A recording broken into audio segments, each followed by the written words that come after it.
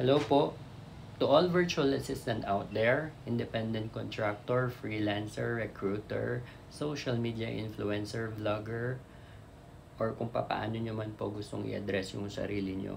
Okay? Gusto ko lamang pong mag-spread ng awareness at i-call lang attention nyo about few things.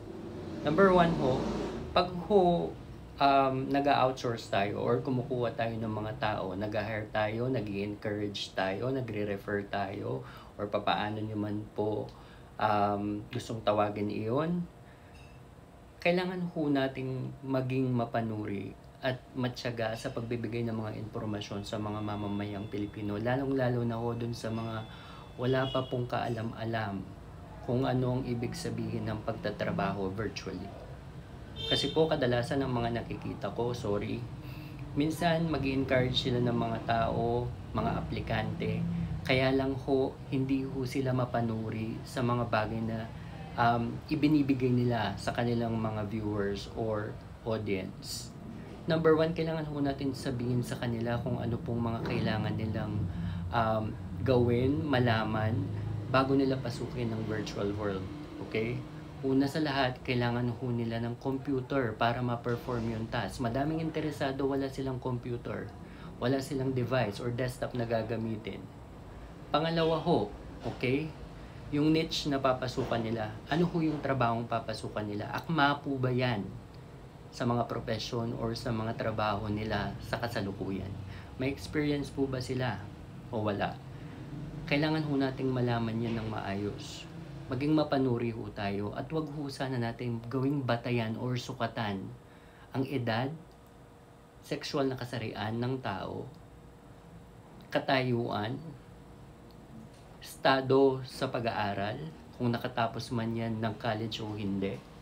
So long as mape-perform ho niya yung task, mapapasa niya yung interview, dapat kailangan natin silang kunin. Okay? Alisin ho natin yung crab mentality ng ibang Pinoy. Maging accurate po sana tayo sa pagbibigay ng akmang impormasyon para sa kanila.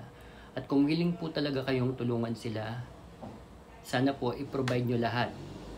Turuan nyo sila kahit walang kapalit or bayad na hinihingi. Okay?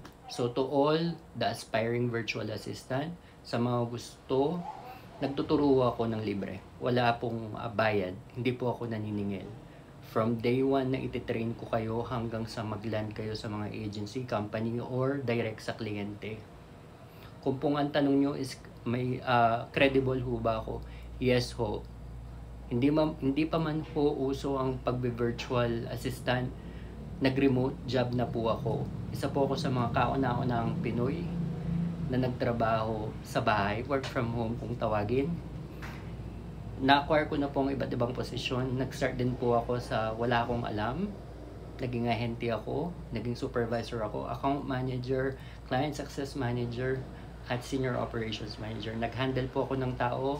Ini-interview ko po ang lahat halos ng mga aplikante. Kaya po matuturuan ko kayo. Okay? Ang final interview po, nagbabase yan kung anong field ang papasukan nyo or trabaho. Ang initial interview po ng mga recruiter, mabibigay ko po yan sa inyo, ititrain ko po kayo ng libre. Follow nyo lang ho ako, i-message nyo ko kung interesado kayo. Yun lamang po, maraming salamat at God bless you.